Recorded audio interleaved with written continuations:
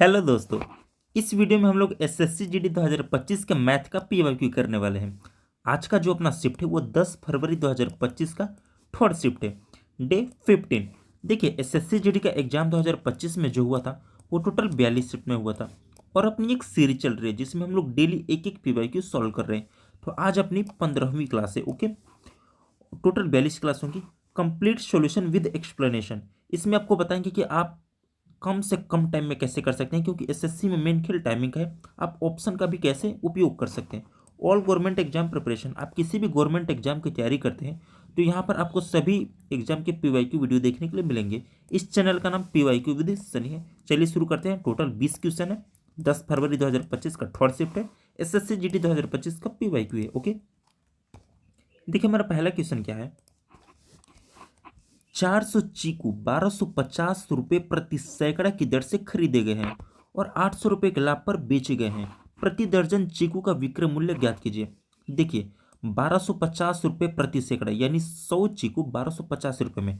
Total 400 चीकू है तो 1250 गुणे 4, आप कहेंगे 12 चौक 48 और 50 चौक 200, यानी 5000 रुपये का आपका 400 चीकू पड़ा है। ओके, 800 रुपये के लाभ पर बेचे गए तो 5000 में तो आपने खरीदा है और 800 रुपये लाभ, यानी आपने टोटल 5800 रुपये में इसे बेच दिया। ओके, समझ में आया।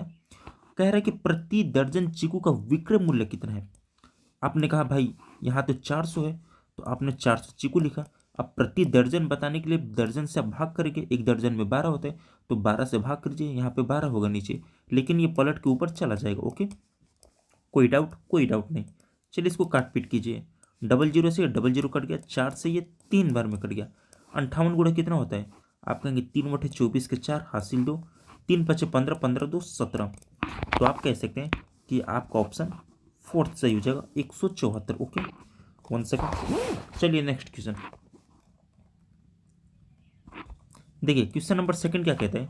यदि पेट्रोल का मूल्य 90 रुपये प्रति लीटर से बढ़कर 110 रुपये प्रति लीटर हो जाता है तो एक व्यक्ति को अपनी खपत में कितने प्रतिशत कम करनी होगी ताकि पेट्रोल पर उसका व्यय लगभग 2 दशमलव तक समान रहे। ताकि पेट्रोल पर उसका व्यय, 1 सेकेंड 1 सेकेंड। हाँ, क्वेश्चन बिल्कुल सही है, कुछ गलत नहीं है। देखिए, क्वेश्चन का पहले दाम कितना था, प्राइस कितना था, आपने कहा 90 रुपये। पेट्रोल का दाम इंक्रीज हो गया, अब पेट्रोल का दाम 110 रुपये हो गया। भाई अब वो चाहते हैं कि भाई हम 110 रुपये पेमेंट नहीं कर सकते, हमें 90 रुपये में ही पेट्रोल चाहिए। ओके, तो बताइए इसके दाम को कितना प्रतिशत कम करना पड़ेगा। आपने कहा 110 रुपये हो गया तो 110 पे ही हम कैलकुलेट करेंगे। 110, 20 रुपये कम करना पड़ेगा ना। आपने कहा 20 गुणे 100, बस यही नॉर्मल था, इसी को काट पीट करना है। आपने कहा 10 से 10 कट गया, ये 20 × 10, आपने कहा ये 200 हो गया। ओके, 200 को आप 11 से डिवाइड कीजिए, आप कहेंगे 11 से एक बार में जाएगा, 9 बचा 90। आपने कहा 11 × 8 = 88, अब कितना बचा, 2 बचा। आपने कहा 11 × 1 = 11, फिर 9 बचा, फिर आपने कहा 11 × 88, 18.18। Option second. ओके, उम्मीद है आपको समझ में आया होगा। उस पर वेव समान रहे, मतलब जितना पहले खर्च था उतना ही खर्च। ओके, चलिए नेक्स्ट क्वेश्चन, क्वेश्चन नंबर 3 देखिए। एक दुकानदार अपने ग्राहकों को छूट की 3 योजनाएं प्रदान करता है। निम्नलिखित में से कौन सी योजना न्यूनतम छूट प्रतिशत दिलाएगी। 25% और 32% की दो क्रमागत छूटें, 8 खरीदे 2 मुफ्त पाए, या 8 खरीदे 10 मुफ्त पाए। देखिए, आप एक मॉल में गए, मॉल वाले ने कहा भाई कुछ भी खरीद लो, हम तुमको 25% या 32% की छूट देंगे। ये तुम 8 खरीद लो 2 मुफ्त लेना, या 8 खरीद लो 10 मुफ्त पाना। हम नीचे से सॉल्व करते हैं। देखिए, 8 खरीदे और 10 मुफ्त पाए, आपके पास टोटल कितने हो गए। आपने कहा टोटल मेरे पास 18 हो गए। 8 खरीदे और 10 मुफ्त पाए, मेरे पास टोटल 1860 हो गए। ओके, आपने पैसे कितने के दिए हैं। आपने कहा मैंने बस 8 के ही पैसे दिए हैं, 10 मुझे मुफ्त मिला है, तो यहाँ पे 10 मुफ्त। ऐसे ही निकालते हैं टोटल, नीचे टोटल हम लिखते हैं और ऊपर जो हमें फ्री में मिला है इसको प्रतिशत में बताइए। तो आप कहेंगे ये कितना हो जाएगा। आपने कहा कि ये, इसको पहले हम 2 से काट देते हैं, सॉरी 2 से काटेंगे ताकि छोटा हो जाए। 2 9 18, 2 5 10, तो ये 500 हो गया। 500 को जब 9 से हम डिवाइड करेंगे, 500 को जब 9 से डिवाइड करेंगे तो 5 9 45, 5 बचा 5 जीरो, फिर 5 9 45। 1 सेकेंड, 509, सॉरी भाई क्या लिख रहा हूँ मैं, 1 सेकंड क्षमा चाहूँगा। 9 से काटते हैं तो कितना हो जाए, 9 पचे 45, 5 बचा 5 जीरो 50, फिर 9 पचे 45, और ये 5 5 करते चला जाएगा। यानी इसका आंसर कितना आया, ऐसे एक एक करके आपको निकालना पड़ेगा। आपने कहा कि इसका आया 55.55। ओके, नेक्स्ट का देखिए, 8 खरीदिए 2 मुफ्त पाए। आपके पास टोटल कितना हो गया, आपने कहा 10 हो गया। कितना मुफ्त मिला है, आपने कहा कि 2 मुफ्त मिला है। तो ये तो आप जानते हैं कि इसका डायरेक्ट 20% हो गया, मतलब इसकी वैल्यू 20% हो गई, यानी आपको यहाँ पे 20% का डिस्काउंट मिला। अब मिला ये, इसने पूछा कि एक दुकानदार अपने ग्राहकों को सब न्यूनतम छूट प्रतिशत दिलाएगी, निम्नलिखित में से कौन सी योजना न्यूनतम यानी सबसे कम छूट कौन सी दिलाएगी। तो इन दोनों में तो सबसे कम यही ऑप्शन भी है, इसको भी चेक कर लेते हैं। 25% और 32% की दो छूटें। ओके, तो भाई आप देख सकते हैं कि यहाँ पे पहले ही हमारा 20% आ चुका है, ये 25% की छूट ऐसे ही दे दे रहे हैं, तो सबसे कम हमारा ऑप्शन बी होगा। निम्नलिखित में से कौन सी योजना न्यूनतम छूट दिलाएगी, तो न्यूनतम छूट ये दिला रही है ऑप्शन बी। ओके, उम्मीद है आपको समझ में आया होगा। इसको हम सोल्व कर ही क्यों, न्यूनतम पूछे, न्यूनतम हमारा 20 आ चुका है, इसको करेंगे तो 25% तो ऊपर ही ऐसे ही दे दिया है। ओके, न्यूनतम पूछा था। नेक्स्ट क्वेश्चन, चलिए next question, question number 4। Mohan 5400 रुपये की राशि निवेश करता है और वरुण 9400 रुपये की राशि निवेश करता है, प्रतिवर्ष साधारण ब्याज की दर पर निवेश करता है। यदि 6 वर्ष के अंत में वरुण को मोहन से 480 रुपये अधिक ब्याज मिलता है तो प्रतिवर्ष ब्याज दर क्या कीजिए। देखिए क्वेश्चन में क्या बोला है, प्रति वर्ष, यानी हमें 1 वर्ष का बताना है। डाटा हमें कितना वर्ष का दिया है, हमें 6 वर्ष का। हम 6 से डिवाइड कर देते हैं इसमें ताकि 1 वर्ष का डाटा मिल जाए। आपने कहा 6/48, 6/48 यानी 1 साल का 80 रुपये। अच्छा आप एक बात बताइए, इसने 5400 रुपये इन्वेस्ट किया है मोहन ने, और वरुण ने 9400 रुपये इन्वेस्ट किया, तो कन्फर्म है इसको ब्याज कम मिलेगा, वरुण को ब्याज ज़्यादा मिलेगा। तो वही ब्याज का अंतर दिया था कि 480 रुपये अधिक ब्याज मिलते हैं। तो जब हम यहाँ पे अंतर लिए हैं, ब्याजों का अंतर, तो यहाँ पे भी हम राशि का अंतर ही लेंगे। ओके, तो 5400 और 9400 का अंतर कितना होता है, आप कहेंगे 4000। 4000 प्रतिशत में बताना है तो गुणे 100। अब इसी को कैलकुलेट करना है। ओके, आपने कहा ये 2 जीरो और एक 3 जीरो, 3 जीरो से 3 जीरो कट गया, 4 से 8 2 बार में, ऑप्शन फर्स्ट। ओके, उम्मीद है आपको समझ में आएगा, कुछ खास था नहीं। Next question, question number 5। मूल्यांकन करें। सबसे पहले हम भाग करते हैं, 3 से 12 काटेंगे, 4 बार में कट गया। फिर गुणा करते हैं, 4 दूना 8 और ये 16 है। तो आप जानते हैं कि 16 + 4 20, 20 में से 8 गया 12, ऑप्शन फर्स्ट। ओके, उम्मीद है आपको समझ में आएगा। चलिए नेक्स्ट क्वेश्चन। एक दुकानदार एक वस्तु को 500 रुपये में खरीदता है, 30% लाभ प्राप्त करने के लिए उसे वस्तु को किस मूल्य पर बेचना चाहिए। हर जगह आपको लिखने की जरूरत नहीं है। 100% की वैल्यू 500 है, तो आपको पता है कि 10% की वैल्यू 50 रुपये। भाई 100% की वैल्यू 500 है, तो 10% की वैल्यू 50 रुपये। जब 10% की वैल्यू 50 रुपये हो गई तो 30% की वैल्यू 150 रुपये, 3 गुना कर दो। तो 500 में जब 150 रुपये जुड़ेंगे तो आपका 650 रुपये। हर जगह आपको पिन चलाने की जरूरत नहीं है। ओके, मेन खेल टाइमिंग का है। Next question, question number 7। सबसे छोटी प्राकृतिक संख्या कौन सी है जो 11, 6, 55 और 9 से विभाज्य है। ओके, देखिए आपको पता है कि ये 55 है, फेमस नंबर है। ओके, 55 में इकाई अंक 5 है, मतलब जिसको भी ये काटेगा, ये जिससे भी कटेगा उसके अंक में 5, लास्ट में 5, ये जीरो होना अनिवार्य है, अंतिम संख्या। यहाँ पे 5 जीरो नहीं है, यहाँ भी 5 जीरो नहीं है, यहाँ भी 5 जीरो नहीं है, सिंगल ऑप्शन बचा 5 जीरो, ऑप्शन ही हो जाएगा।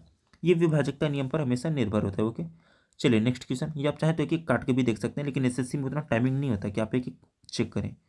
Next question. एक व्यक्ति सूरत से जयपुर 3 किलोमीटर प्रति घंटा की गति से जाता है और उसी मार्ग से 15 किलोमीटर प्रति घंटा की गति से सूरत लौटता है। पूरी यात्रा में उसकी औसत गति क्या है, फॉर्मूला याद करेंगे, क्वेश्चन घुमाएगा भूल जाएंगे। यहाँ पे 3 की स्पीड है, यहाँ पे 15 की स्पीड है, औसत आप मान लीजिए कि 15 किलोमीटर दूर है आपका जयपुर से सूरत।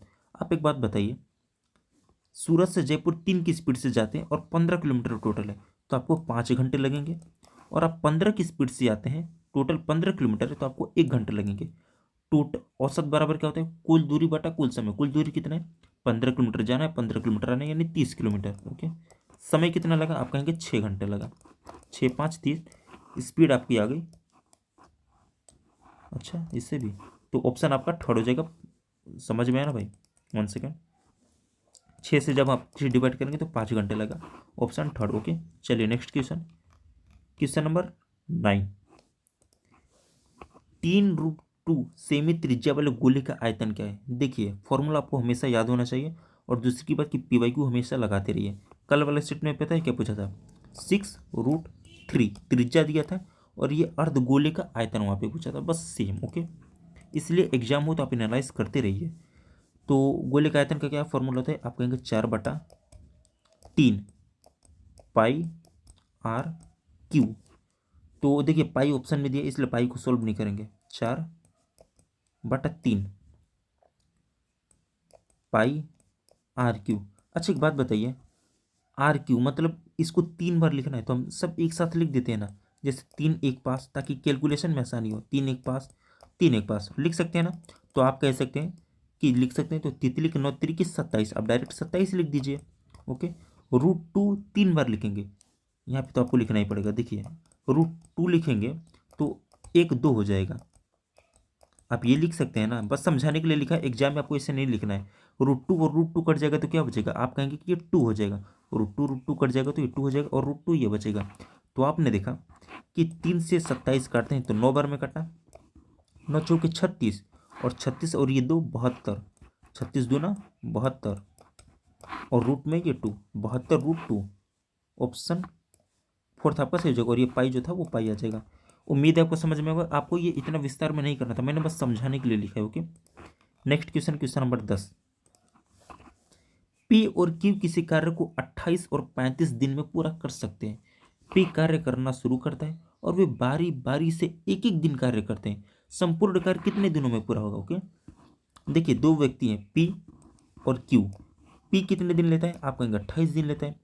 Q कितने दिन लेता है? आप कहेंगे 35 दिन लेता है। अब हमें इसका एलसीएम निकालना है। भाई ये इतने दिन में करते हैं, इनकी क्षमता निकालने के लिए एलसीएम लेना पड़ेगा। एलसीएम लेते कैसे हैं? देखिए 28 को तोड़िए, आपने कहा 7 चौक 28।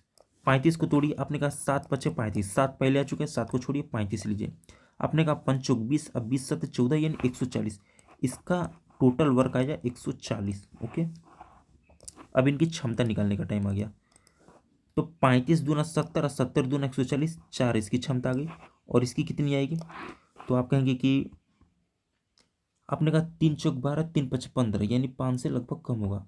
8 पंजे 40 यानी 5 बार। ओके, देखिए ये इकाई अंक कितना है? 8, 8 दूनी 16, 8 तिरके 24, 8 चौक 32, 8 पंचे 40।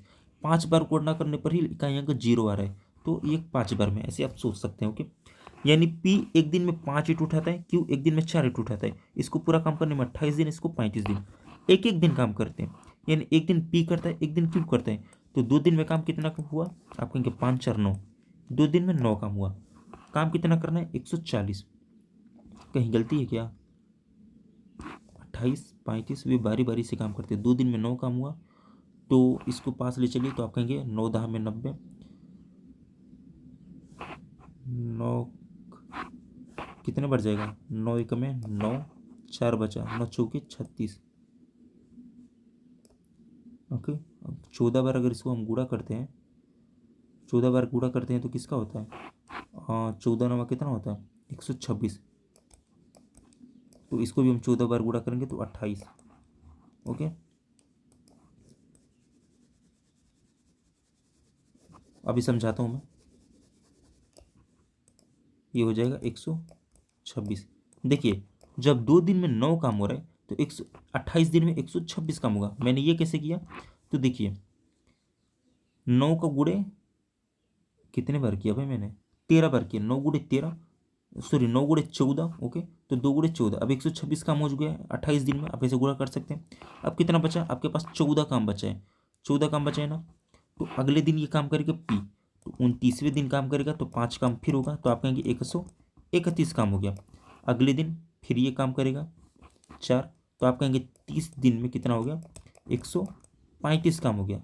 और फिर अगले दिन ये 5 काम करेगा तो 31 दिन, 31 दिन में आपका काम फिनिश हो जाएगा। ओके, मैंने यहाँ पे थोड़ा सा लॉन्ग कर दिया था, और एक बार ले जाना चाहिए था मुझे।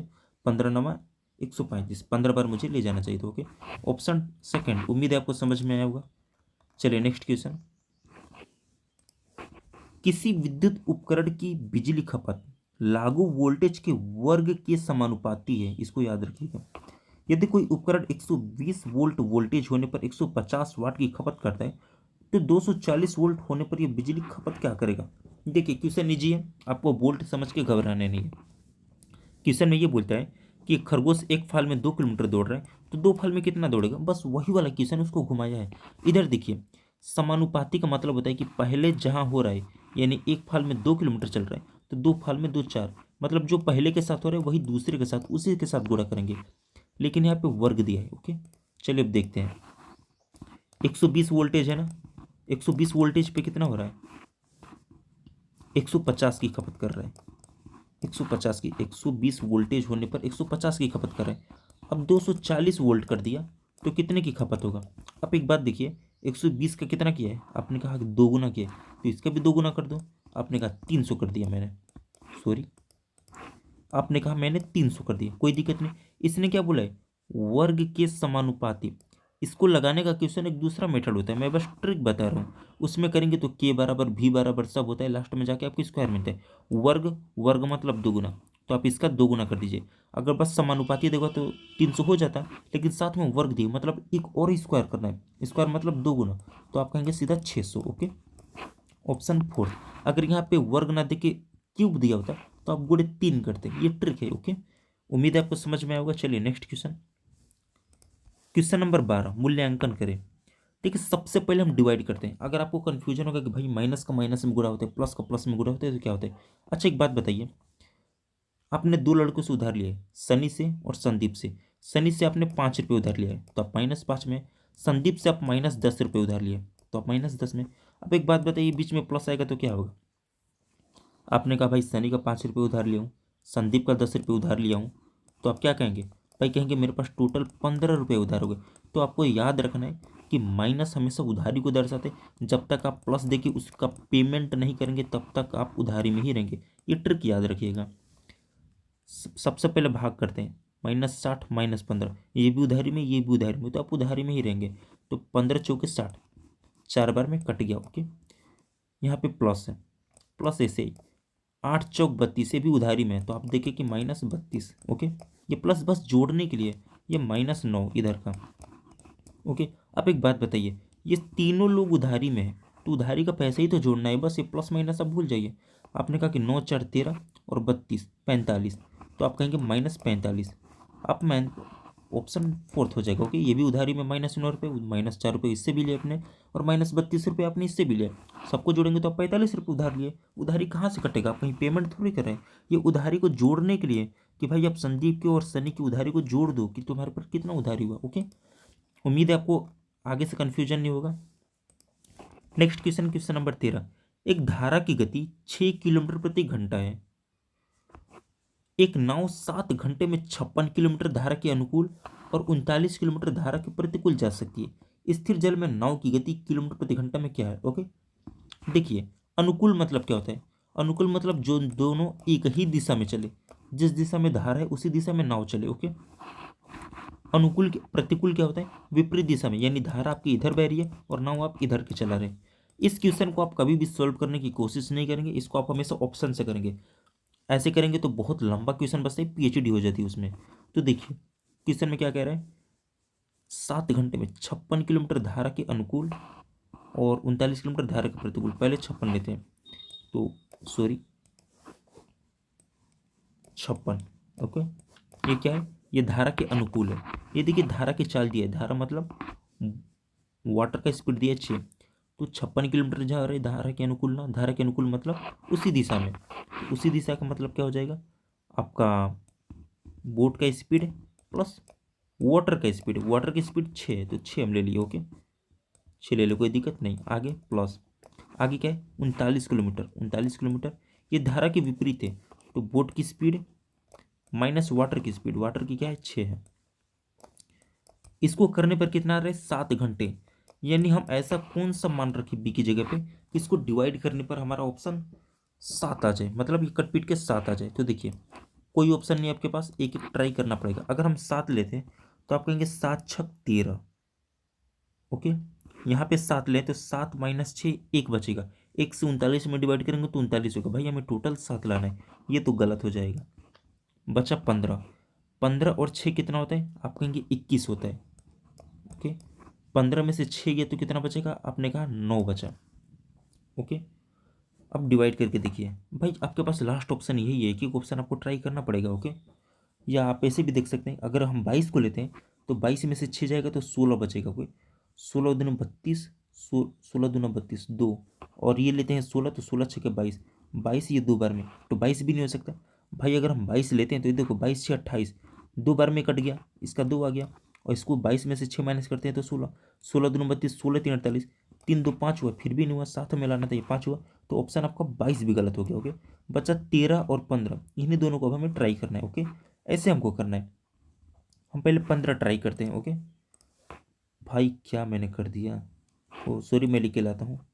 तो देखिए ये अपना था, इसको अब हमें सॉल्व करना है। ओके, हम 15 लेते हैं तो 15 6 कितना होता है? आप कहेंगे 21 होता है, और ये 15 में से 6 गया तो 9। अब 21, 56 में हम 21 से डिवाइड करेंगे तो कितनी बढ़ जाएगा?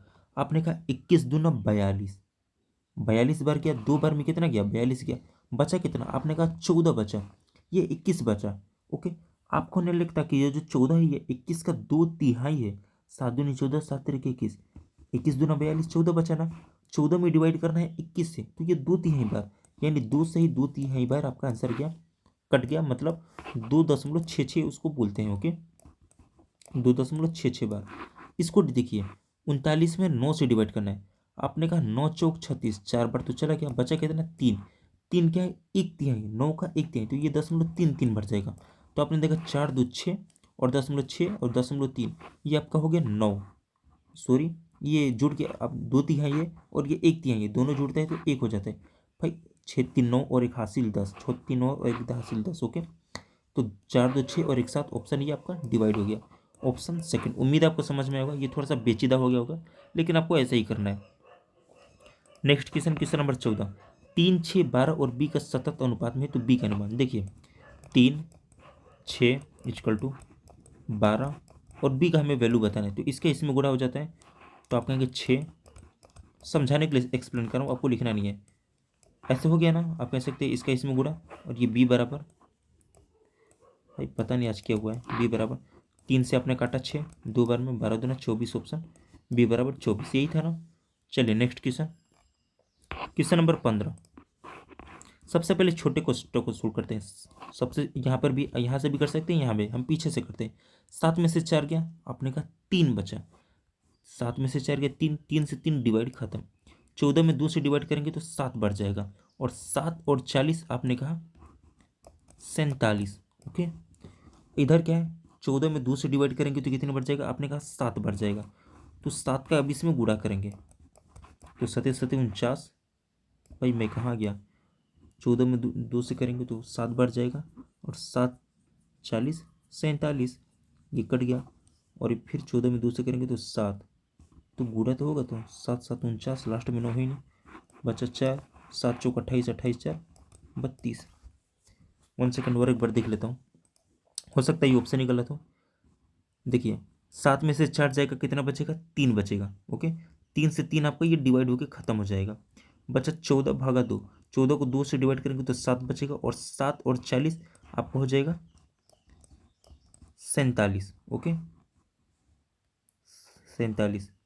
इधर क्या है? 14 भागा 2, 14 को 2 से डिवाइड करेंगे तो 7 बचेगा, फिर 7 से। भाई ऑप्शन ही आपका गलत है।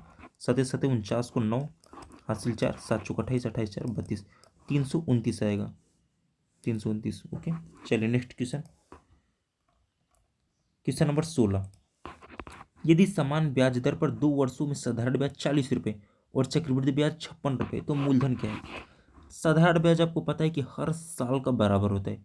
ओके, चक्रवृद्धि ब्याज जानते हैं कि ये ब्याज पर भी ब्याज लगता है। ओके, जब 2 साल का साधारण ब्याज 40 रुपये है, आप बोल सकते हैं कि इस 1 साल का 20 रुपये होगा और दूसरे साल का 20 रुपये होगा। साधारण ब्याज हमेशा बराबर होता है। देखिए 1 साल का 20 रुपये, दूसरे साल के 20 रुपये, 40 रुपये हो गया ना। चक्रवृद्धि ब्याज बोल रहे 56 रुपये है, साधारण ब्याज 40 रुपये हो गया, 16 रुपये ज़्यादा है, 16 रुपये ज़्यादा ना। चक्रवृद्धि ब्याज क्या कहते हैं? मैं ब्याज पर भी ब्याज लूंगा। आपको पता है कि पहले साल का CI और SI बराबर होता है, दूसरे साल का CI ब्याज पे भी ब्याज लेता है, तो ये 20 पे ये ब्याज है, इस पर ब्याज कितना लेगा? आपने कहा 16 रुपये, अब आपको कन्फ्यूजन होगा, देखिए मैं सोल्व करा देता हूँ 1 मिनट में, समझिए। ये आपका जो है, ये पूरा का पूरा चक्रवृद्धि ब्याज है, इसको चक्रवृद्धि ब्याज कहते हैं। एग्जाम में कभी भी पूछे आप ऐसे निकलेंगे। ये जो आपका है इसे बस साधारण ब्याज कहते हैं। एग्जाम में कब देखिए, साधारण ब्याज कितना है, 40 रुपये है ना। टोटल चक्रवृद्धि ब्याज होता है ना, तो आपका 56 रुपये था ना, 20 20 40 16 56। अब ये देखिए, ये आपका CI था, मैंने तो आपको बता दिया। और ये वाला जो है, ये SI और CI का अंतर होता है। आपसे एग्जाम में कभी भी पूछे तो यही मेथड अपनाइएगा, सबसे ईजी होता है। देखिए ये जो होता है, ये CI और SI का अंतर होता है। देखिए SI 40 है और CI 56 है, कितने का अंतर है, 16 रुपये का ना। देखिए 16 अंतर है ना, ओके। आप ऐसे निकाल सकते हैं। हमसे क्या पूछे, मूलधन क्या है। अच्छा एक बात सोचिए, ओके, यहाँ पे मूलधन कुछ होगा, इस मूलधन का ही मान लीजिए एग्जाम्पल हम मान लेते हैं 20% ब्याज। एक्चुअल नहीं है, बस एग्जाम्पल है। इसका 20% ब्याज होगा तो भी ना, मूलधन का 20% ब्याज, हम 20 रुपये लिए, ओके। अब क्या कह रहा है, अब कह रहा है कि ब्याज पर भी ब्याज मिलता है। तो जब 20% दर चली तो 20 का भी 20% ही ब्याज मिला होगा ना, मतलब इसका ये इतना परसेंट ब्याज मिला है, ओके। तो कहने का यही मतलब है कि ये इसका कितना परसेंट है, आप कहेंगे ये इसका परसेंट है 4 × 16, ये इसका 75%, यानी इसका 75% ब्याज मिला है। तो ऊपर से भी किसी का 75% ही आया होगा ना, ओके। तो ये 16 का कितना है, आप कह सकते हैं, 1 सेकेंड, 16 का ये कितना है, 20 का हम 5 से डिवाइड करें, सॉरी 4 से डिवाइड करें और गुणे 4 बार करें, तो नहीं भाई, क्या मैं लिख रहा हूँ, दिमाग कहाँ भाई मेरा। 5 से डिवाइड करें और गुणे 4 करें, तो 5 से करते हैं तो 4 × 16, यानी भागा 5 गुणे 4 करना है। तो x का भागा 5 गुणे 4 करते हैं तो आपका 20 आया था, ओके, यही आया था ना। तो 20 चौक 80, 80 को जब हम 5 से डिवाइड करेंगे तो कितना होगा, 80 को 5 से डिवाइड करेंगे तो 80 को 5 से, भाई क्या हो रहा है मेरे दिमाग को, 80 को जब 5 से डिवाइड करें तो 5 दाम में 50 और 5 छः 30, 16, 16 25 80। भाई आंसर गलत क्यों आ रहा है, 1 सेकेंड भाई, पता नहीं मुझे क्यों कन्फ्यूजन हो रहा है। इसको हम क्या करेंगे, आप कहेंगे कि 5 इसमें गुणा हो जाएगा तो 20 25 100, और 100 को जब 4 से डिवाइड करेंगे तो 25, ऑप्शन सेकंड। उम्मीद है आपको समझ में आएगा। मेन कैलकुलेशन आपका यही था, वो भी माइंड कैलकुलेशन था। एग्जाम में मेन खेल टाइमिंग का, एक्सप्लेन करने में टाइम लग सकता है, मैं मानता हूँ कि मैंने अच्छे से एक्सप्लेन नहीं किया, ओके। नेक्स्ट क्वेश्चन, ये भी मज़ेदार क्वेश्चन है, ओके। एक जिले की जनसंख्या 3,84,000 है, जिसमें से 1,92,000 पुरुष है, 69% जनसंख्या साक्षर है। यदि 53% पुरुष साक्षर है तो कितने प्रतिशत महिलाएं हैं। देखिए एक जनसंख्या दिया है, पुरुष की जनसंख्या दिया है और पुरुष का साक्षर दिया, हमसे महिला का साक्षर पूछा है। ये बहुत लॉन्ग क्वेश्चन है, देखो इसको इजी में कैसे करते हैं। अब 3 जीरो को क्या काट सकते हैं, बिल्कुल काट सकते हैं, क्यों, इसमें भी उसमें भी तो कोई फायदा तो होगा नहीं, ओके। तो हम 3 जीरो को काट देते हैं। अब हमारे पास कितना बचे, टोटल जनसंख्या 384 है, ओके। मेन की कितनी है, आप कहेंगे पुरुष आपकी 192 है। अच्छा वोमेन कितना है, हम रेशियो लेके इसको और छोटा करते हैं ताकि कैलकुलेशन और ईजी हो, ताकि ज़्यादा गुणा ना हो। आपने कहा कि 384 लोग हैं, 192 पुरुष है, तो महिलाएं कितनी है, इसमें से घटा दो, तो 4 में से 2 गया 2, 8 में से 9 गया यानी 18 में से 9 गया 9, ये बचा 2, 2 में से गया 1, यानी 192। भाई सबसे में क्या, 192 पुरुष हैं तो 192, तो कितनी महिलाएं साक्षर हैं, 69% जनसंख्या साक्षर, यदि 53% पुरुष है, ओके। तो चलिए हम लोग करते हैं, मैन की संख्या कितनी आ गई, आपने कहा कि 3,84,000 जनसंख्या, जिसमें पुरुष 1,92,000 और महिला भी 1,92,000 है। 2 2 4 9 9 18 के 8 1 1 2 1 3, ओके। तो 1:1 आया, ओके, 1:1 आया। तो टोटल जनसंख्या कितनी है, आपने कहा 2x है, मेन 1 है, वोमेन 1 है, ओके। जनसंख्या कितनी है, टोटल 2 हो गई, तो 2 लोग हैं टोटल, हमने 2 माना। 2 लोगों की साक्षरता कितनी, आपने कहा 69% जनसंख्या साक्षर है, यानी कि 69 की वैल्यू है, ओके। अब देखिए पुरुष कितने, आपने कहा पुरुष 1 है, 1 महीना माना है रेशियो के माध्यम से। इनकी साक्षरता कितनी है? आप कहेंगे 53 है, 53। ओके, प्लस अब वोमेन का हमसे पूछा है, वोमेन कितनी? वोमेन भी 1 है। इनका कितना साक्षर है? तो आप कहेंगे x, यही तो हमें बताना है। आप कैलकुलेट कीजिए, 69 दूनी कितना होता है? आपने कहा 9 दूनी 18, 6 दूनी 12, 1 13, 138 इक्वल टू 53 का 53 प्लस x की वैल्यू हमें बतानी है। तो 138 में से 53 माइनस करेंगे तो कितना बचेगा? आपने कहा 8 में से 3 गया 5, और 13 में से 5 गया तो आपने कहा 8, तो 85%, एक्स इक्वल टू 85। ये आपका इजी मेथड है, ऑप्शन 4 ये सही होगा। ओके, उम्मीद है आपको समझ में आया होगा। इस वीडियो में मैंने अच्छे से एक्सप्लेन नहीं किया, मैं भी एक्सेप्ट करता हूँ। क्वेश्चन नंबर 18, नितिन के पास 1224 रुपये हैं। वह इसे अपने बेटों प्रवीण और ऋषि में बांट देता है और उन्हें 4% वार्षिक चक्रवृद्धि ब्याज दर पर निवेश करने को कहता है। वह देखा गया कि प्रवीण और ऋषि को क्रमशः 14 और 15 वर्षों के बाद समान राशि प्राप्त होती है। नितिन ने ऋषि को कितनी राशि दी थी? ओके, देखिए क्वेश्चन को समझने की कोशिश कीजिए। कौन है? आपने कहा कि प्रवीण है और ऋषि है। ओके, इनको कितने? तो आपने कहा कि इनको 14 और 15 वर्षों के बाद, प्रवीण को 14 वर्षों के बाद और ऋषि को 15 वर्षों के बाद। अच्छा, आप एक बात बताइए, प्रवीण को 14 वर्षों के बाद पैसा मिलता है, ऋषि को 15 वर्षों के बाद पैसा मिलता है, और बोल रहे कि समान राशि मिलती है। ऐसा कैसे पॉसिबल हो सकता है? आप खुद बताइए कि इसको कम समय के लिए मिल रहा है, इसको ज़्यादा समय के लिए मिल रहा है, और दोनों को समान राशि मिले। आप कहेंगे इम्पॉसिबल, पॉसिबल ही नहीं है। लेकिन क्वेश्चन में बोले तो हमें पॉसिबल करना है। हम एक काम करते हैं, 4% दर दिए ना, 4% का फ्रैक्शन लेते हैं। आपने कहा 1/25 होता है। ओके, यानी 25 रुपये पे 1 रुपये ब्याज मिला तो 26 रुपये हो गया। तो हम ये करते हैं कि इसको कम समय के लिए मिल रहा है तो इसको ज़्यादा पैसे दो, इसको 26 रुपये दो। इसको ज़्यादा समय के लिए मिल रहा है तो इसको कम रुपये दो, 25 रुपये दो। अब देखिए, इसको कम समय के लिए ज़्यादा रुपये, इसको ज़्यादा समय के लिए कम रुपये। अब जो पैसे मिलेंगे वो बराबर होंगे। आपने कहा हाँ, ये बिल्कुल सही है। टोटल पैसे कितने? आपने कहा 1224 रुपये है, कोई दिक्कत नहीं। ये किसकी वैल्यू है? तो आप कहेंगे ये इसी की वैल्यू है। तो 25 और 26 आप कहेंगे 51। ओके, हमसे कितने की वैल्यू पूछा है? आपने कहा ऋषि को, ऋषि को कितना? अब ऋषि को 25, तो गुणे 25। ओके, देखिए 25 का गुणा हम हमेशा करते हैं, ये लास्ट में 5 है तो इसका मल्टीपल 5 ही आता है। ऑप्शन 1 और 2 तो ऐसे ही कट के बचा अभी ये दोनों। ओके, 51 से इसको डिवाइड कीजिए। 51 से अगर हम डिवाइड करते हैं तो 51 2 बार जाएगा, 2 बार कितना बार जाएगा? 102 हो जाएगा। 122 में से 102 घटा तो 20 बचा, 20 4 204, फिर 4 बार जाएगा, यानी 25 गुणे 24। अब 25 गुणे 24 कितना होता है? तो आप कहेंगे 25 गुणे 10 250, 250 500, और 25 चौके 100, 600। ऑप्शन 4। उम्मीद है आपको समझ में आएगा। चलिए नेक्स्ट क्वेश्चन, क्वेश्चन नंबर 19, किरण, ओके सॉरी किरण, महेश और राम का औसत वजन 46 किलोग्राम है। यदि किरण और महेश का औसत वजन 40 किलोग्राम है तथा महेश और राम का औसत वजन 47 किलोग्राम है, तो महेश का वजन बताना है। देखिए किरण, महेश और राम, इनका वजन कितना है? आप कहेंगे औसत 46 है, तो हमें 3 से गुणा करना होगा, इनका योग निकालना है। आपने कहा कि 46 तिहाई कितना होता है? 6 18, 4 3 12, 1 13, 138। ओके, यदि किरण और महेश का औसत वजन 40 किलोग्राम है, हमें योग निकालना है, तो 40 दूना 80। ओके, तथा महेश और राम का औसत वजन 47 किलोग्राम है, हमें योग निकालना है। 47 दूना, तो आप कहेंगे 7 दूना 14, 4 दूना 8 1 9, 94 हो गया। ओके, तो महेश का वजन, देखिए हमें महेश का वजन बताना है।